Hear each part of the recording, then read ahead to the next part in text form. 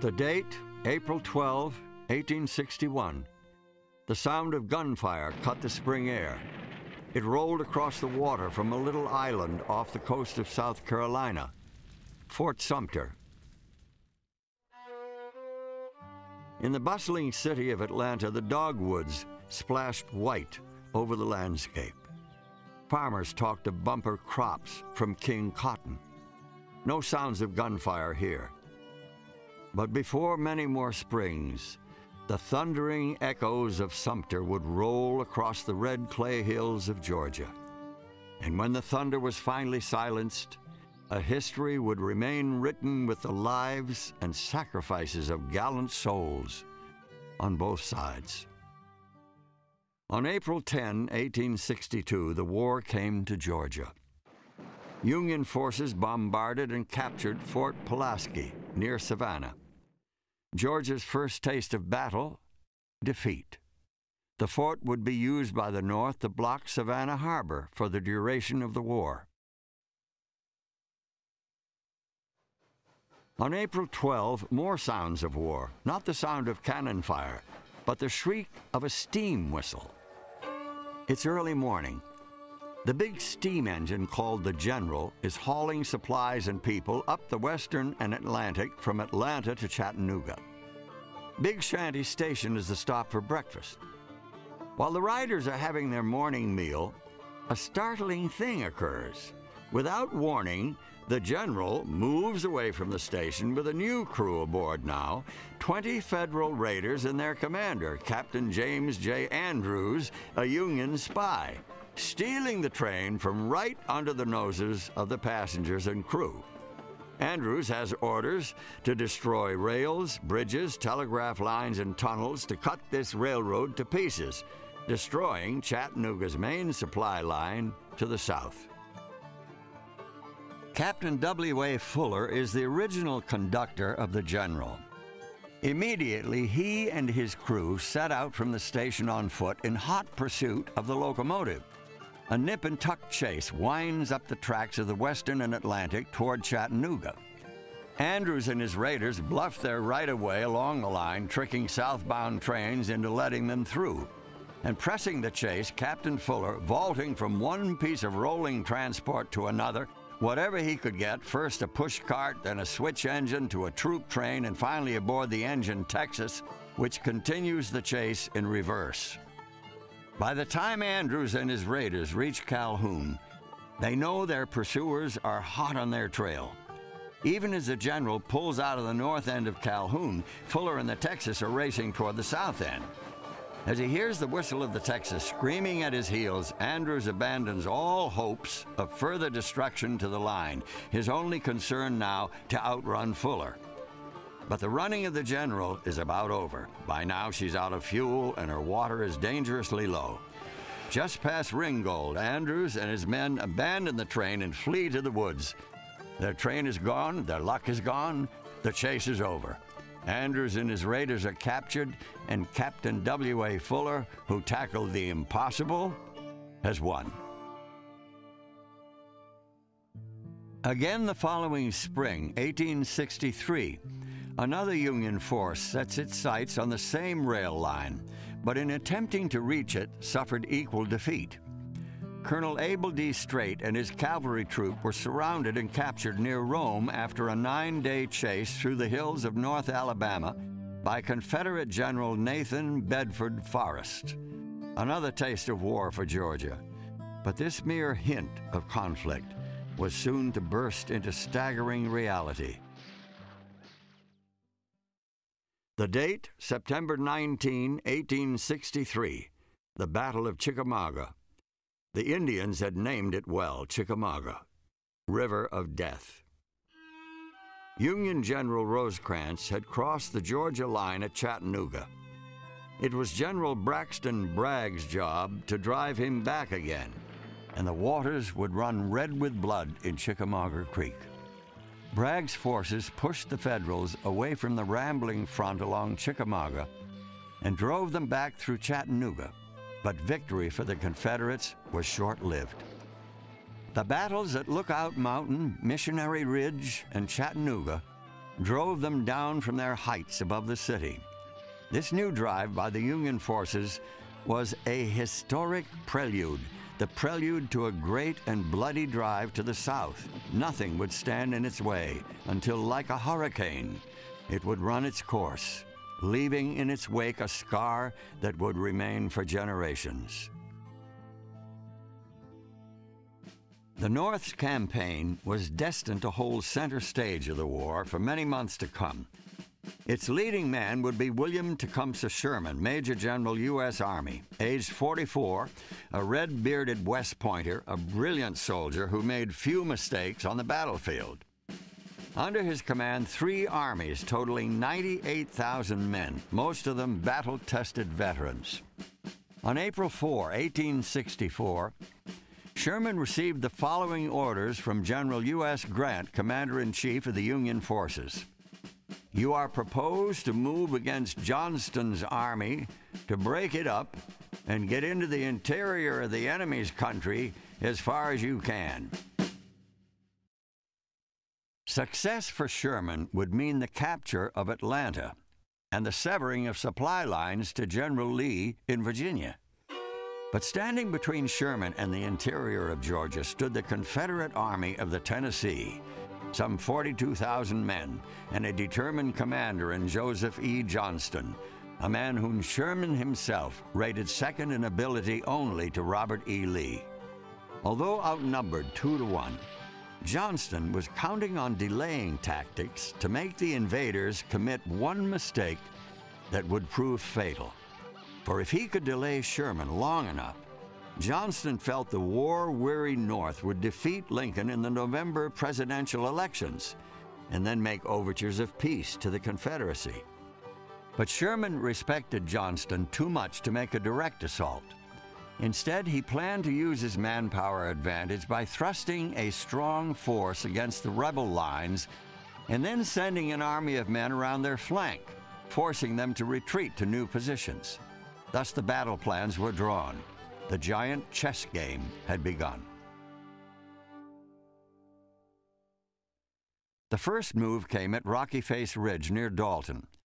Sherman deployed a main force against the Confederate forces and sent General McPherson's troops flanking south, then east, hoping to catch the entrenched rebels from behind.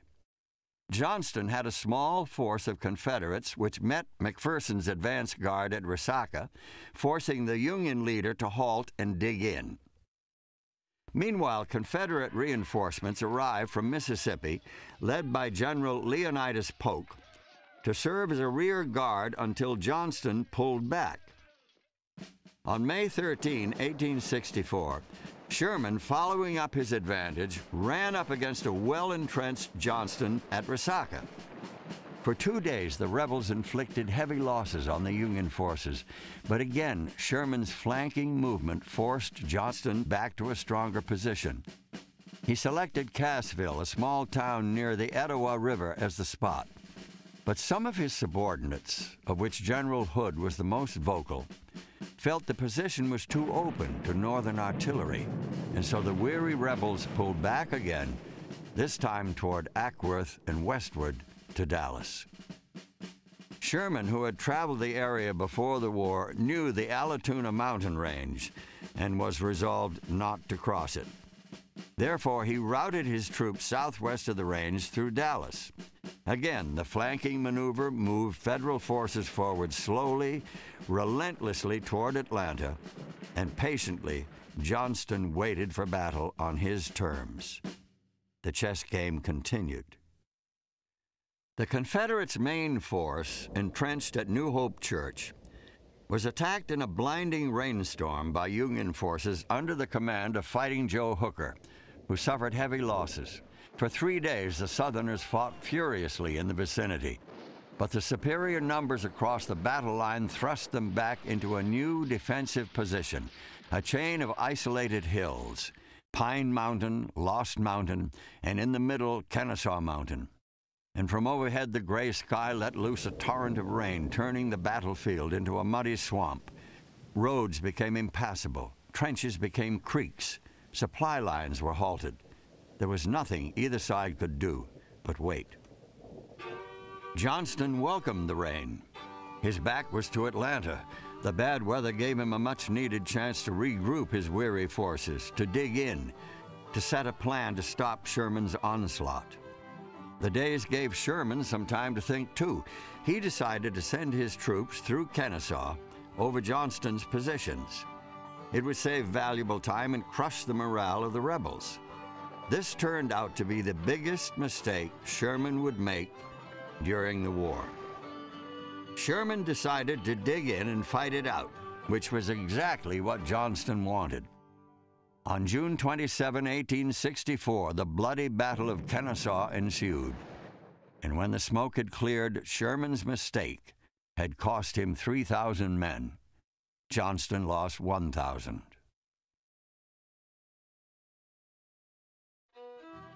Sherman's direct assault had failed. So again he resumed his policy of flanking movements. Swinging far to the right, Sherman threatened the vital Confederate communications. The rebels again had no choice but to abandon the mountains around Marietta and retreat. Turning his thoughts away from the bloody slopes of Cheatham's Hill, General Johnston made ready for his next tangle with the relentless Sherman. It would be in the valley of Peachtree Creek, well within striking distance of Atlanta. At this very critical time, a blow was thrust upon Johnston which rocked the general and his forces. On July 17, 1864, Johnston received the following communication. Lieutenant General J.E. Johnston. Lieutenant General J.B. Hood has been commissioned to the temporary rank of general. I am directed by the Secretary of War to inform you that as you have failed to arrest the advance of the enemy to the vicinity of Atlanta, and express no confidence that you can defeat or repel him, you are hereby relieved from command of the Army and Department of Tennessee. Signed, S. Cooper, Adjutant and Inspector General. Johnston was out, and so was his keen strategy. In his place, General J.B. Hood. The move met with the approval of General Sherman, for he felt Hood was no match. 2 days after he took command, Hood engaged the Union forces. The place, Peachtree Creek. The date, July 20, 1864. With some element of surprise to Sherman's troops, now across the creek in force, a column of rebels burst through the woods and stormed the Federals. The battle was short but desperate. When the guns were silent again, both sides counted their dead and wounded. The Northern losses were placed at over 1,700. For the South, over 4,000. And just beyond and to the south by a very few miles, Sherman's objective, Atlanta. The Battle of Atlanta is here. Sherman is poised and ready to tighten his fist around the city and crush it to death. The plans are set into motion. Union General Thomas will press toward Atlanta from the north. General Schofield will move eastward and directly on to Decatur. General McPherson will move due east along the Georgia Railroad toward Decatur and Stone Mountain, destroying track and cutting telegraph lines. McPherson hits the railroad just 4 miles from the mountain. With Union troops pressing about him from many sides, General Hood decides to use one of Sherman's own flanking maneuvers. It is July 21. With one force under Stuart holding against Thomas to the north, and Cheatham's corps facing east along the Georgia Railroad, Hood orders a night march of Hardee's corps. They leave their positions north of the city and march due south through the center of Atlanta and beyond, then a sharp loop back to the north and east, completely around McPherson to smash him from the rear. At the same time, Cheatham's corps must move east along the railroad to trap McPherson, while Stuart's rebel force plans to hold Thomas to the north. Dawn of July 22 finds the plans of General Hood beginning to fall apart. Hardee's men, due to attack at dawn, are delayed until noon before they can strike. The delay also ruins the element of surprise. At the same time, the Federals are moving up reinforcements to cover their flank. But the battle is on. Immediately, the Confederates gain headway. Cheatham presses on, almost splitting the Union Army of the Tennessee, and rebels press the Union forces rear and front. Sherman sees the Southern advance and calls up reinforcements to throw the rebels back. The fierce fighting is now hand to hand. Though the Confederates have losses in East Atlanta, there are gains in Decatur when General Joe Wheeler's troops swoop down on Federal troops entrenched there and drive them out of town and to the north. Time moved slowly in Atlanta, and the hours were dark for General Hood. He had lost his rail lines to the north and east, and on July 28, Sherman moved his troops down the west side of the city to cut off the railroad to Montgomery. Hood sent troops to stop him. It was called the Battle of Ezra Church. The fighting raged all through the afternoon, but the odds against the rebels were too great. Hood's forces fell back into the inner defenses of the city. And what of the city? Sherman had almost surrounded it, and now he aimed his cannon at its very heart and fired. The bombardment began in the last days of July and continued through most of August. Many townspeople evacuated, but others remained and tried to carry on some semblance of routine in spite of the shelling. Suddenly, on Thursday, August 25, 1864, the onslaught stopped. Although rumors flashed about that Sherman was retreating, this was only wishful thinking. For Sherman was shifting his attention to the only railroads still in Southern hands, the Macon and Western and the Atlanta and West Point to the south of the city, the final link in the chain to shackle Atlanta. When Hood heard that the Union forces had cut the rails, he sent 2 corps to meet the troops at East Point and Jonesboro. The result was near catastrophe for the Confederacy. With the last railroad in Union hands, Hood knew the city could no longer be held, and on August 31, a new preparation was made: evacuation. At sundown on September 1, the rebel forces were nearly all out of Atlanta. The people could hardly believe what was happening. One cavalry unit stayed behind on Hood's orders to blow up a huge trainload of ammunition, 7 steam engines, and the Confederate rolling mills.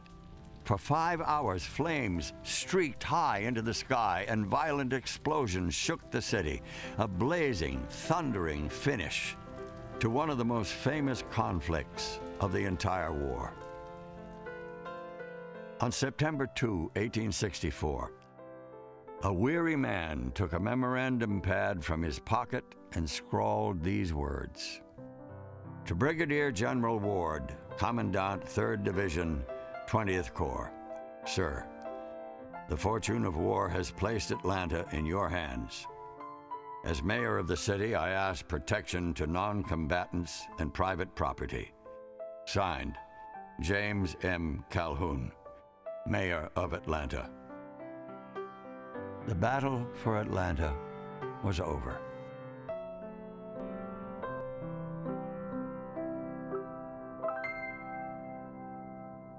The Confederacy was dying. Hood, now in Macon, makes a desperate move. He swings his forces north again, but well west of Atlanta, up the Western and Atlantic Railroad, hoping to cripple Sherman's supply line and draw him out of the city. Sherman did give chase, but when Hood turned his troops west at Resaca and then to Alabama, Sherman changed tactics. He sent General Thomas up to Nashville to engage Hood's advance into Tennessee. He then brought his own force back to Atlanta. Now Sherman set about preparations for his momentous march to the sea. He selected 60,000 of his best men, and on November 15, 1864, with the ruins of the city behind him, Sherman's troops began the march.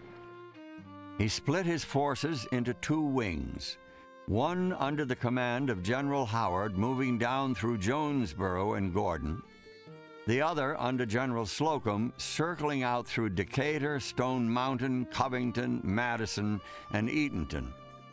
At the state capitol at Milledgeville, Slocum's troops barely missed the state officials, who had evacuated the city only a short time before. At Sandersville, the two wings joined forces again and pushed for Savannah.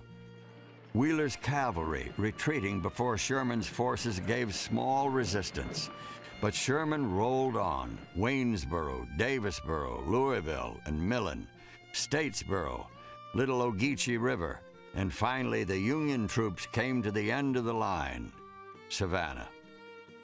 The last big obstacle remaining between Sherman and the sea was Fort McAllister on the mouth of the Ogeechee River near Savannah. The rebels defended gallantly, but they were greatly outnumbered. Defending the city was General Hardee and 15,000 troops. After holding the city for 10 days, Hardee realized the futility of the situation and pulled back into South Carolina, literally giving the city to Sherman. It was December 24, 1864. Sherman had reached the sea. It took 37 days and cost the state 300 miles of railroad and $100 million in property damage. In one of his first official acts, General Sherman sent a telegram to President Lincoln. It read in part, "I beg to present you as a Christmas gift the city of Savannah." It would be 5 months before Governor Brown would officially surrender the state. But for all practical purposes, the war was over for Georgia. With the fall of Macon and Columbus in early 1865, Georgia found herself under the flag of the United States for the first time in 4 years. 4 long years of death, destruction, and veritable annihilation. But out of the ashes grew a new Georgia built on the spirit of those who sacrificed. And as Georgia moves on to greater days, she does so knowing the same spirit prevails. Today there are new ideals, and there are brave and forward-looking individuals to preserve them. The spirit that wrote Georgia's history continues to shape the destiny of her future.